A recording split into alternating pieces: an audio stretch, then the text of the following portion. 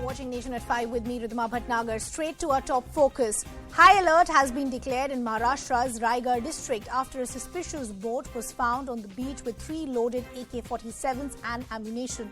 The Raigad police is at the spot and has sealed the area. The Maharashtra ATS chief has asked people not to panic. The ATS is also investigating if there is any terror angle linked to the boat. An NIA team is en route to Raigad as well. The Maharashtra Deputy Chief Minister Devendra Fadnavis informed the Assembly that the boat was owned by an Australian national and was travelling from Muscat when the engine failed. हमने अभी तक high alert रखा हुआ है और नाकाबंदी भी शुरू है क्योंकि फेस्टिवल का सारा सीजन चल रहा है। ऐसे समय कोई भी रिस्क नहीं ली जा सकती, इसलिए सबको अलर्ट पर रखा है। किंतु अब बोट के बारे में पुख्ता जानकारी हमारे पास आ गई। टेरर एंगल के संदर्भ में अभी कोई पुष्टि नहीं मिली है।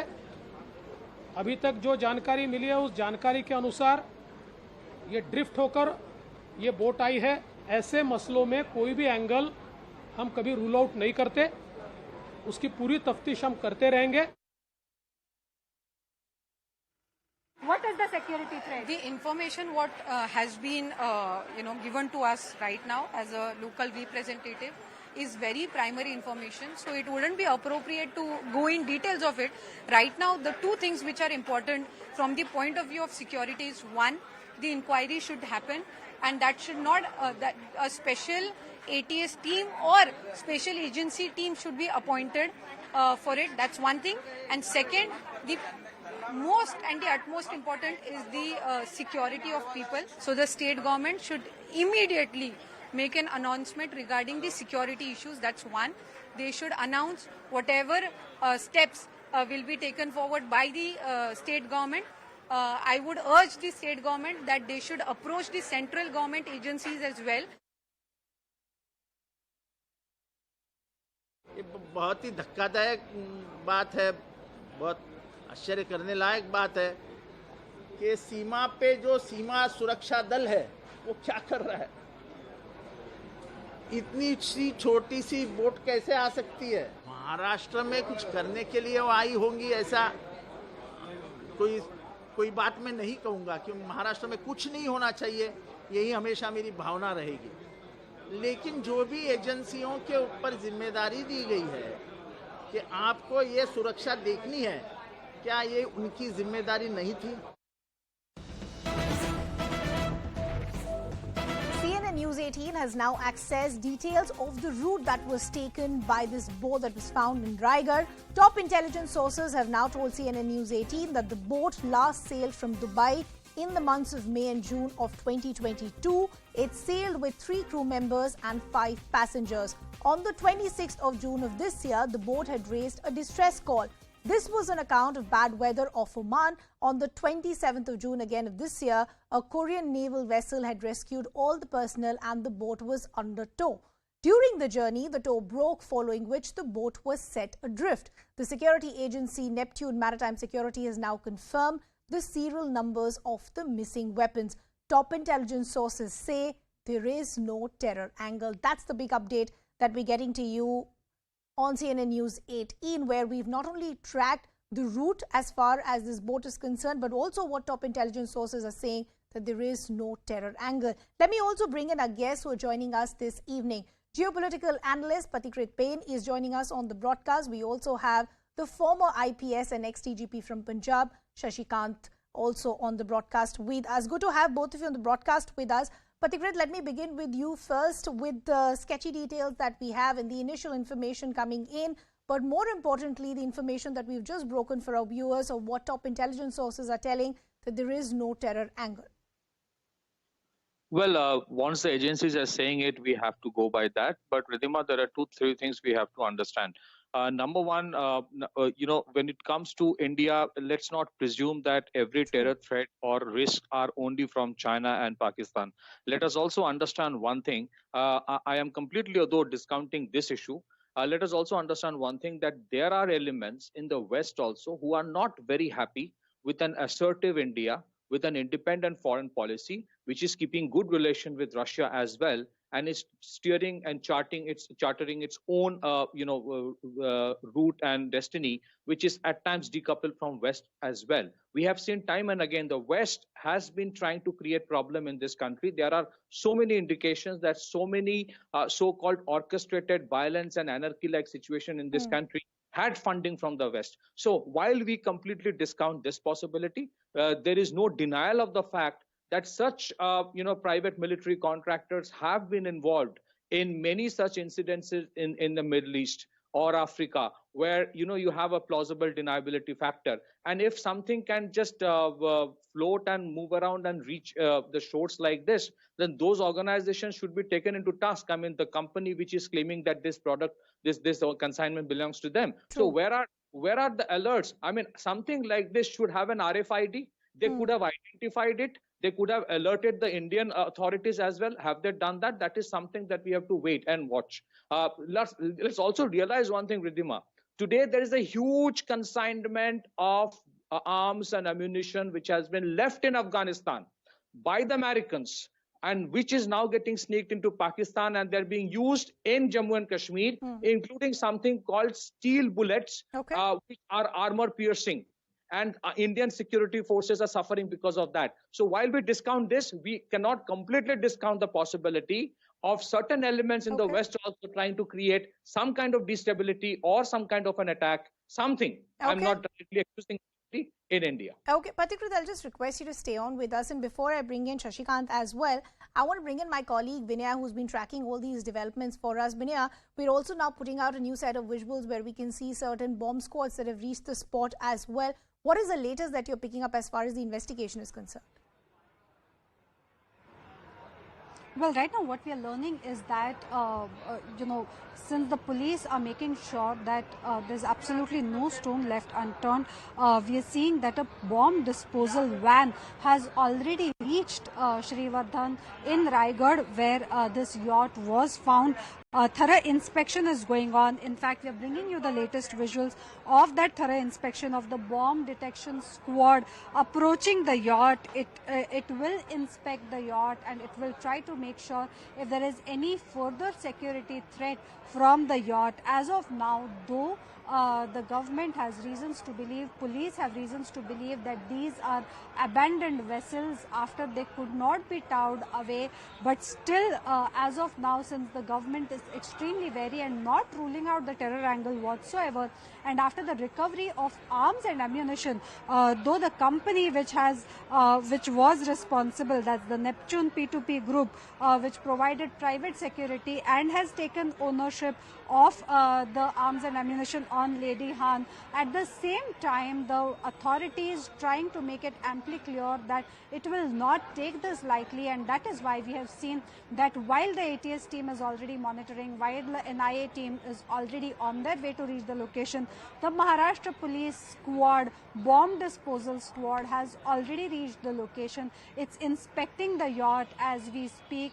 And right now, official sources tell us that when there was a distress call that was given from on board that vessel, at least 4 Omanese nationals were rescued and were lifted from that vessel, which was found empty on the shores of Srivardhan today. So as of now, what we are learning is that there is a statement that has been issued by the Neptune P2P group, which has said that it has provided private security on the vessel My Lady Han. The yacht was damaged during monsoon in the Arabian Sea, causing captain to declare an emergency. While crew were rescued, the yacht was unable to be salvaged due to extreme weather conditions.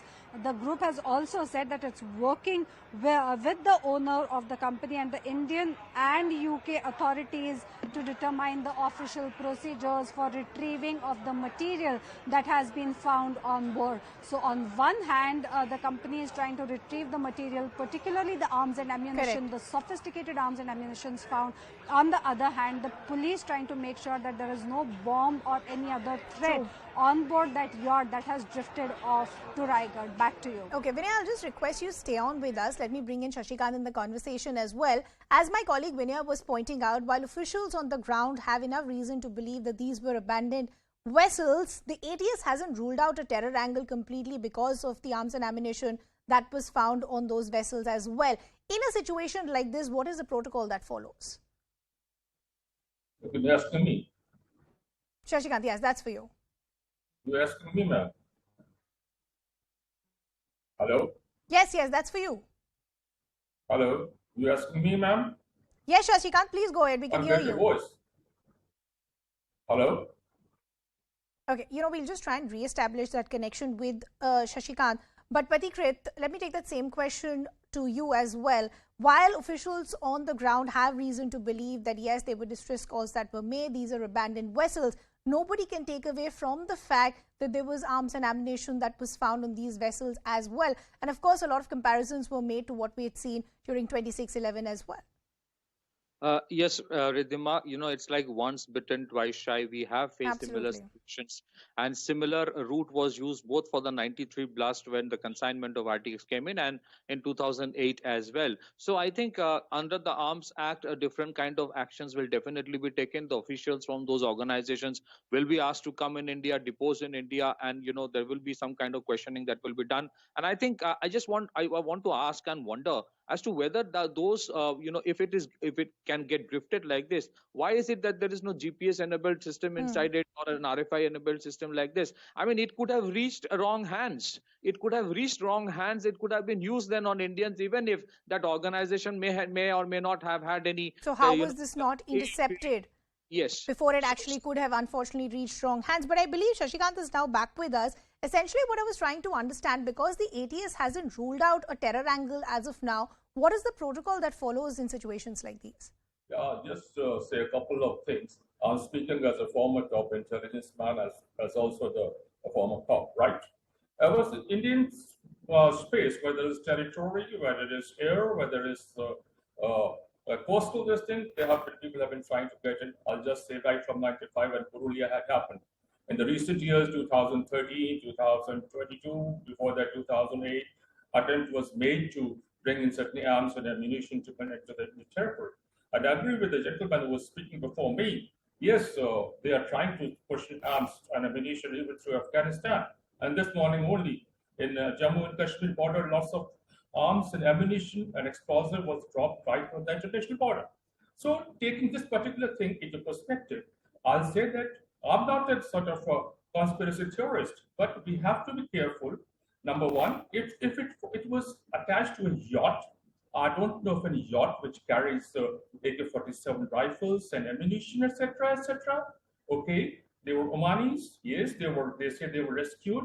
But why they were trying to get this arm and ammunition into Oman, not permitted. No, none of the Gulf countries will permit it. Like the gentleman before me spoke about GPS on all those things, none of them there.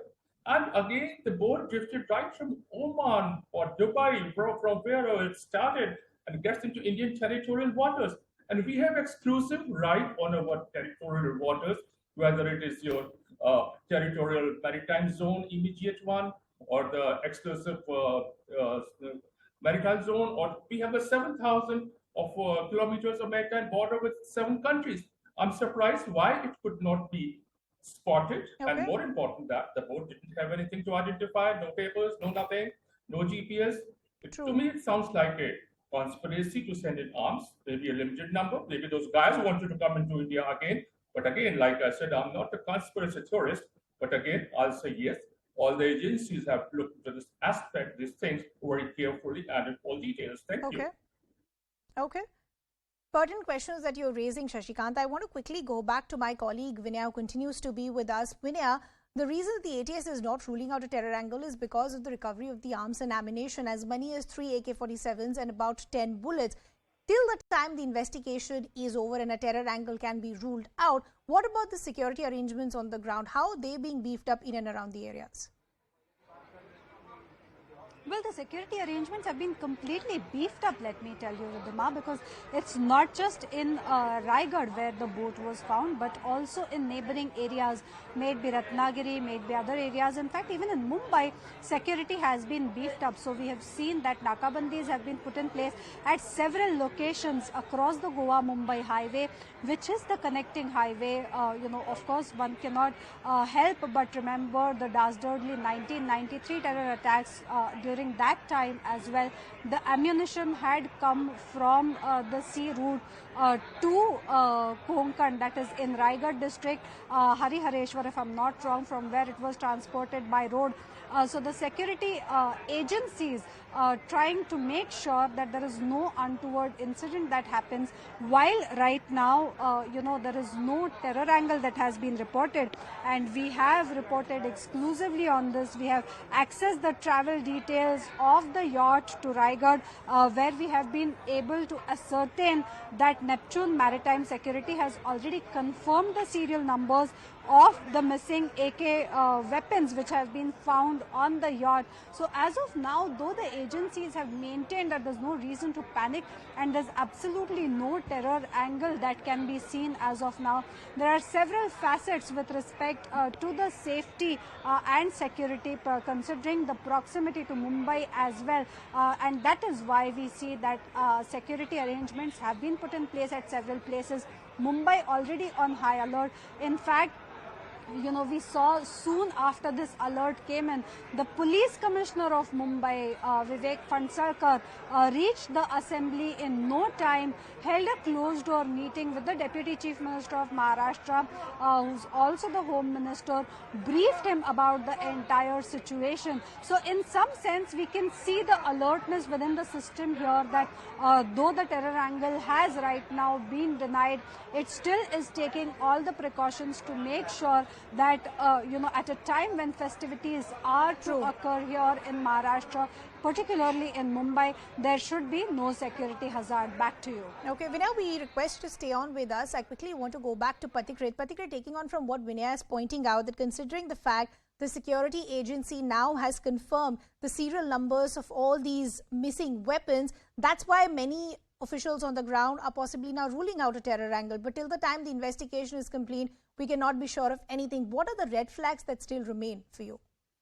I think the first red flag, number one, is this, that why would somebody, even if it's a consignment, why would somebody transport a consignment of merely 3 AK-47s? And where was it getting transported? For who was the consignee? Who actually gave the contract? So these are the things. Are they going to some private hands or some military? If it's a military, then they would certainly not transport it through a yacht. That's a very, very big question. And as Mr. Shashikant also mentioned, that something drifting from the Gulf of Oman to India is something very, very difficult to actually believe. Secondly, if say Pakistan wants to repeat something, God forbid, something similar to 2611, they would certainly not use fishermen boat once again, because all the fishermen boats of Indian origin today have transponders who can actually track and identify them if there is some kind of a wrong activity happening. So they would certainly try to use the technology, like remotely piloted unmanned vehicles like this or unmanned boats like this. So this whole story for the time being, because there is a name of an organization which is coming up, which is Neptune Maritime, at least for the time being, there is a sigh of relief. But if something can drift like this, that's a very big issue and challenge for India. And secondly, who is the actual person dealing or organization dealing with Neptune security? And that's why we said till the time the investigation is complete, we can't rule out anything. You have an NIA team which is en route Raigad as well. Unfortunately, I've completely run out of time. I'd like to thank our guest Patikrit as well as Shashikant and my colleague Vinaya for getting us all those details as well. We're slipping into a very short break. We're coming back with lots more.